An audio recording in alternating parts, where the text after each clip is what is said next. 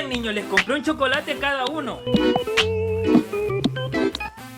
De seguro Junior se quedó a ver a dónde guardo mi chocolate, pero se la voy a poner difícil ahora. ¿Sabes qué voy a hacer con la llave de la gaveta? La voy a dejar acá, para luego cerrar la puerta y ponerle llave. ¿Y sabes qué voy a hacer con esta otra llave? La voy a echar acá. Le puse todos estos candados para que no pueda sacar la llave que abre esa puerta. ¿Y sabes qué voy a hacer con las llaves de todos estos candados? Pues la voy a echar aquí y voy a llevar el carro. ¿Y sabes qué voy a hacer con la llave del carro? Pues la voy a dejar adentro de la casa.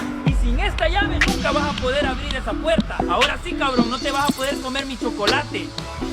Mientras tanto.